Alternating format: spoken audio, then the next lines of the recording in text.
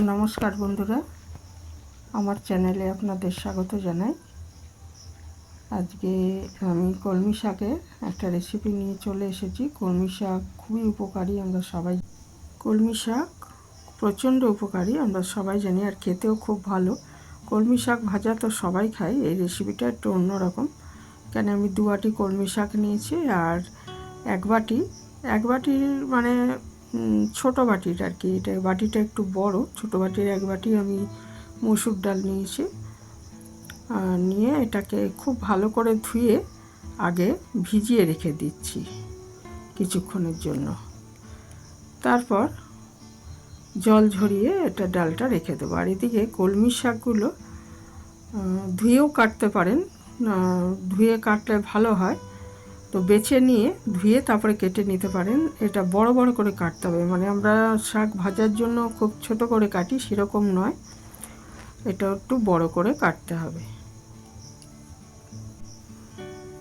তো ধুয়ে বড় বড় করে কেটে নিয়েছি। আর এদিকে একটা মাঝারি সাইজের আলু কেটে নিয়েছি, ডুমো ডুমো করে, পোস্তর আলু যেভাবে কাটে। একটা মাঝারি সাইজের পেঁয়াজ, 5-6 কোয়া রসুন, আর একটু আদা লাগবে। আর এদিকে আমি একটু গরম মশলা করব, সেই জন্য গুঁড়ো করে নেব আর কি, সেই জন্য ড্রাই রোস্ট করে নিলাম একটু গরম মশলা, ছোটো এলাচ, দারচিনি আর লবঙ্গ।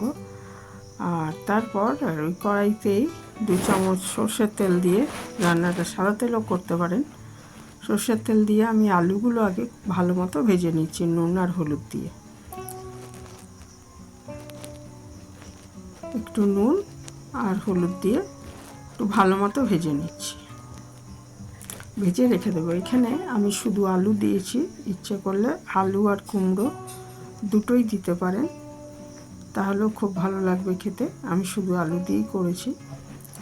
তো আলুটাকে আগে ভালো মতো ভেজে তুলে রেখে দেবো।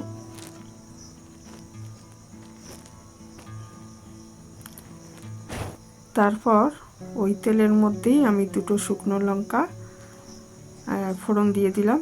লঙ্কাটা একটু ভাজা হয়ে গেলে এর মধ্যে আমি ছোটো চামচের 1 চামচ 5 ফোড়ন দিয়ে দিচ্ছি। 5 ফোড়ন দেওয়ার পর খুব বেশিক্ষণ ভাজবেন না, কারণ তিতো হয়ে যায়, 5 ফোড়ন বেশিক্ষণ ভাজতে হয় না, তাহলে তিতো হয়ে যায়। তো একটু ভাজা গন্ধ ছেড়ে গেলেই হয়ে যাবে।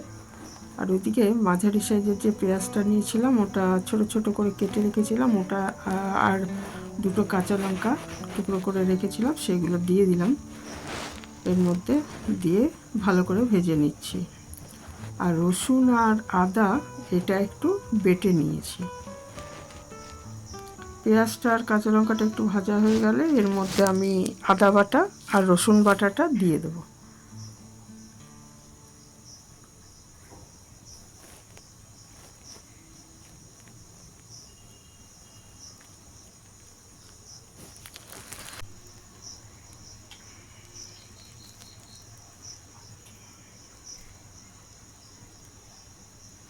তো এইভাবে কলমি শাক রান্না করলে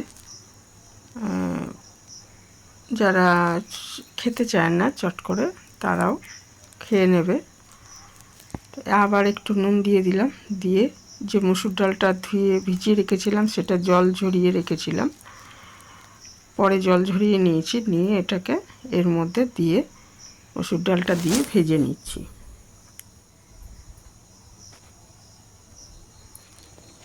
একটু ভালো মতো কষিয়ে নিতে হবে।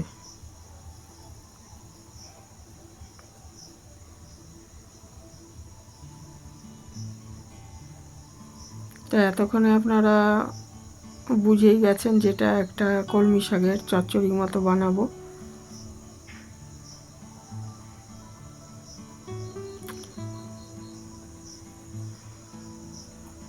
এটা একটু ভালো মতো কষানো হয়ে গেলে এর মধ্যে কলমি শাকগুলো দিয়ে দিচ্ছি।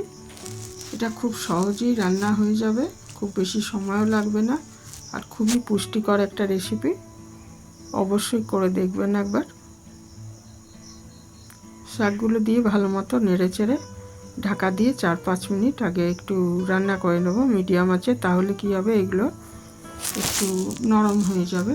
তখন একটু কষিয়ে নিয়ে এর মধ্যে পরিমাণ মতো গরম জল দিয়ে দিতে হবে। এটা মাঝে মাঝে ঢাকাটা খুলে একটু নেড়ে চেড়ে দিয়ে যখন এটা একটু ভালো মতো সাতলানো হয়ে যাবে তখন এর মধ্যে একটু গরম জল দিয়ে দিতে হবে পরিমাণ মতো, কারণ এটা মাখা মাখা হবে রান্নাটা।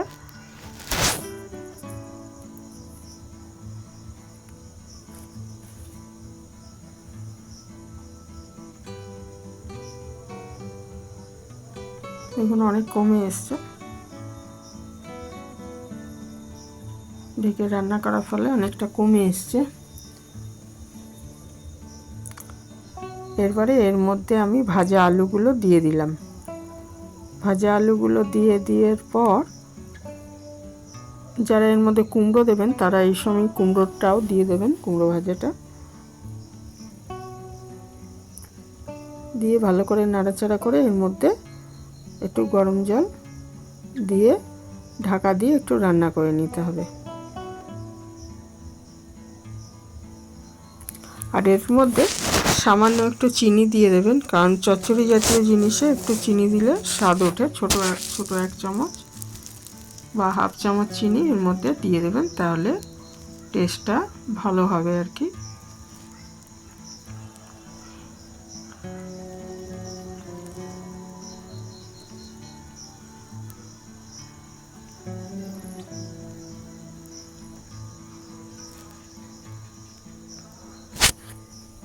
কলমি শাক খেতে কে কে ভালোবাসেন কমেন্টে জানাবেন।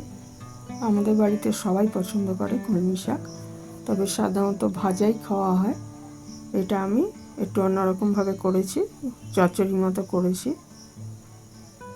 এর মধ্যে ইচ্ছে করলে একটু চিংড়ি মাছ ভাজা মিশিয়ে দিতে পারেন, তাতে স্বাভাবিক টেস্ট অনেক বেশি ভালো হবে। যে চিনি দিয়ে দিচ্ছি একটু, আর এই সময় দেখে নিতে হবে যদি নুন লাগে তাহলে আরেকটু নুন দিয়ে দিতে হবে।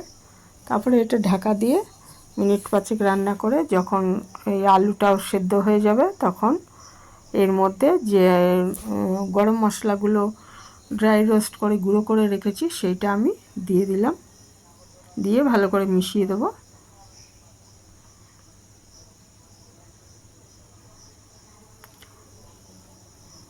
এটা প্রায় হয়েই এসছে। গরম ভাতে এটা ভালোই লাগবে খেতে, আর খুবই স্বাস্থ্যকর একটা রেসিপি। গরমের সময় খুবই ভালো হবে এটা শরীরের জন্য।